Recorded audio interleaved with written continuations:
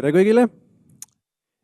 Mina olen Daniel, tema on Mattias ja meie tuleme siis tegelikult siinsamas õppehoones teisel korrusel ruumis 2006. Loodame, et olete seal käinud, olete näinud midagi sealt. On üks äge õppelabor. Loomulikult siin on veel ägedaid õppelaboreid ja vägagi, mida tuleks külastada. Aga seal on üks äge õppelabor, mis tegeleb arvutigraafika ja virtuaalreaalsusega ja ka videomängudega. Ja meie oleme täna siis sealt, tuleme sealt, et rääkida natukene kunstist siis arvutimängudes ja videomängudes ja siis arvutigraafikas. Ja ühesõnaga seal õppelaboris, nagu juba nimi ütleb, millega me seal tegeleme, kõigepealt, et saada aru, kuidas see kunst seal üldse sinna sisse jõuab, arvutigraafikasse või videomängudesse, siis kõigepealt, Mattias, äkki sa räägid meile, mis asi on arvutigraafika? Esiteks võiks defineerida, mis see arvutigraafika on ja ma mõtlesin sellise definitsiooni välja, et see on valdkond, mis tegeleb siis erinevate kuvandite loomise või siis muutmisega arvutite abil. Et kõik pildid, ikoonid, animatsioonid, kasutajaliides elemendid, videod, mida te näete siis kas arvutiekraanil, nutitelefonis või siis isegi siin prožektori abil, on tehtud võimalikuks arvutigraafika algoritmide ja siis erinevate meetodite abil.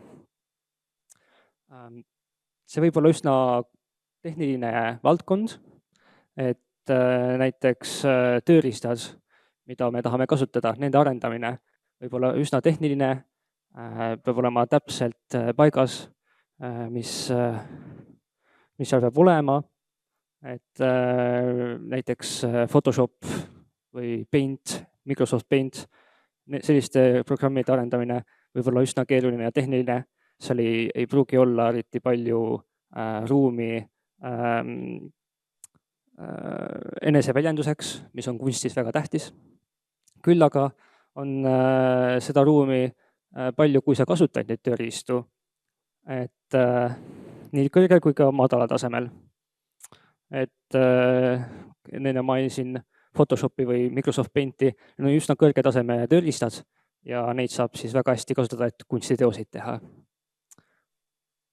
Aga madalamal tasemel on võimalik kasutada tööriistu, näiteks graafikateegid, varjutid või siis lihtsalt puhas matemaatika. Ja ma toon näiteks ühe meie labori tudengi projekti, mis on siis gaasiplaneetide protseduuriline genereerimine, mida te näete ka siis täna teisel korrusel. Ja mida ta on teinud, ta on siis võtnud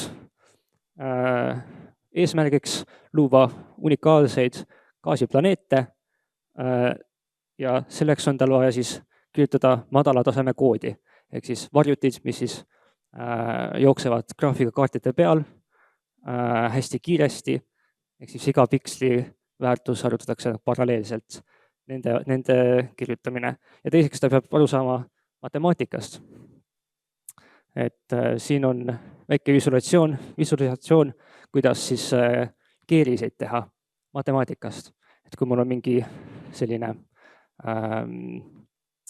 sujuv müra, siis ma saan sellest arvutada gradiendi, sellest ma saan curli arvutada ja sellest tekivad mul keerised. Siis ma saan gaasiplaneedi pinnal osakesi liigutada nende keeriste abil ja ma saan sellise ilusa visuaali. Teine projekt, mis on ka teisel korrusel, on siis Reflections, mis on digitaalne interaktiivne kunst, kus me kasutame sügavuskaamerat ja siis me kombineerime selle sügavuskaamera info erinevate arvutigraafika meetoditega ja algoritmidega ja siis me saame sellise ilusa kunstiteose. Et ma kindlasti soovitan teile neid täna vaatama minna, kui te ei ole juba käinud. Ja siin on tähtis, et me saame arvutigraafikaga kokku panna interaktsiooni, millest siis Daniel räägib ka rohkem. Ja see interaktsioon, nagu te juba võite arvata, ongi see videomäng. kõigepealt vabandan, arvutigraafika labor on ruumis 2007, nii et loodan, et leiate õige tee sinna. Aga läheme nüüd juurde. Tegelikult on mul teile küsimus. Siin on nüüd küsimus, eks ole, mis on videomäng? Kelle lapsed või lapselapsed juba mängivad videomänge? Käsi püsti, palun. No siis te juba teate väga hästi, mis see videomäng on, ma usun. Kes mängib ise videomänge? Oh, väga hästi, väga hea. On ka neid inimesi siin. Ühesõnaga, siis te juba tegelikult teate, kuidas see kunst seal peidus on. Sest kõigepealt erinevad visuaalid, mis videomängudes on. Näiteks siin on üks näide meie mängu Jammi. See on siis selline üritus, kus tulevad osalejad 48 tundi aega ja teevad siis arvutimänge. Ja see on meil eelmiselt selliselt ürituselt, kus meie teemaks oli Eesti mütoloogia. Ja nad pidid tegema Eesti mütoloogiast ägedaid mänge ja nagu näete siin pildil, siis tehti ka väga ägedaid visuaale ja mingid mänge sellest hulgast, mis seal tehti, näete ka siis täna teisel korrusel, kindlasti minge vaatama. Ühesõnaga visuaalid, need ei ole lihtsalt kuskil keegi kokku midagi joonistanud, need on väga sügavalt läbi mõeldud, et see mäng oleks sellise ühtlase stiiliga ja annaks edasi oma sõnumit. Teine asi, ka interaktiivsus on see, kus see kunst peidus on. Sest iga tegu, iga jällegi tegevus, mida mängija ühes mängu sees teeb, see on jällegi väga hästi arendajate poolt, kes seda mängu loovad, väga hästi kirja pandud, kõik need reeglid, kõik asjad, mida mängija üldse teha tohib. Ja see annab ka edasi tegelikult sõnumi. Ja loomulikult seda toetavad kõik helid, jällegi pilt meie üritusest, kus on inimesed tulevad kohale ja teevad oma kitarride ja klaverite ja asjadega ja siis teevad väga ägedaid helisid, muusikat, mis toetavad siis jällegi seda kogu sõnumi edasiandmist. Nii nagu kunst on, annab edasi sõnumit, samamoodi ka videomäng. Ja kindlasti see lugu on ka väga oluline. Et igal mängul on oma lugu taga, jällegi sügavalt läbi mõeldud, ei ole niimoodi lihtsalt, tähendab üldjuhul ikkagi on niimoodi, et on ka sellised mänge, kus on sellised lihtsamad mängud, aga üldjuhul ikkagi, ja kui meie siin teeme, siis meil on kindel eesmärk, kindel lugu taga, mõtleme kõik väga hästi läbi. Ja loomulikult kõik see kokku annab ka meelelahutust, ei saa ka seda ära unustada, aga koos selle meelelahutusega tegelikult tuleb üks sügav kunstiline mõte ka üldjuhul paljude arvutimängude, videomängudega kaasa. Ja loodame siis, et täna lähete ja kogete ise mõnda meie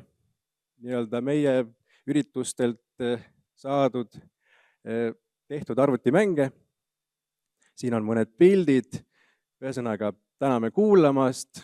Loodame, et teil saab tore olema. Aitäh!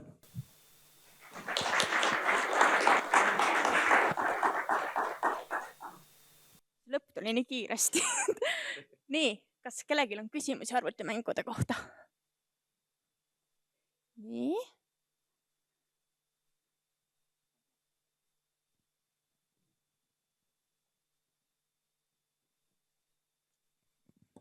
Kindlasti huvitab kõiki neid vanemaid ja vanavanemaid selline küsimus, et kas arvutimängude mängimise ja nende tegemisega rikkaks ka saab? See on väga raske küsimus.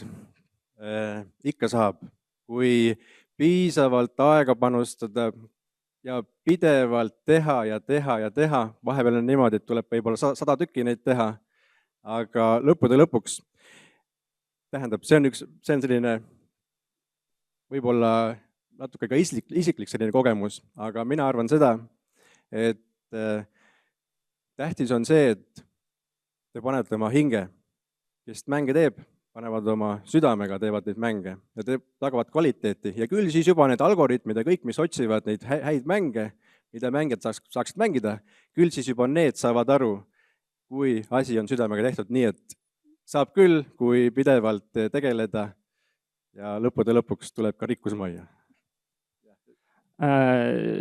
Kindlasti olete kuulnud seda statistikat, et iga 90 startupist failib või mis iganes. Et ma arvan, et mängudel on isegi see see läbikukkumise protsent suurem, sest et kõik tahavad mänge teha tegelikult. See on nii üle satureeritud turg, et sa pead väga õnnelik olema, kui sa nagu saad rikkaks.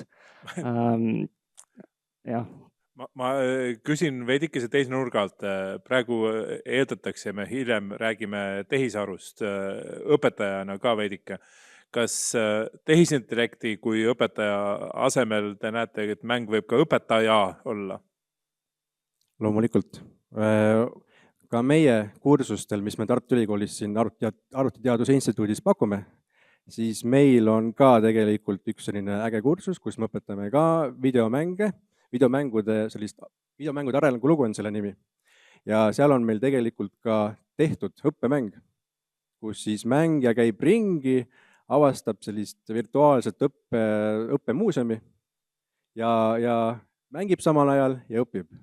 Ehk siis tegelikult hariduslikel eesmärkidel on mängud ongi niimoodi, et teevad asjad meeldivaks selle õppimise. Teeme veel ühe suure aplausi. Annan ühe. Selle. Oi, läks. Nii, ja aitäh.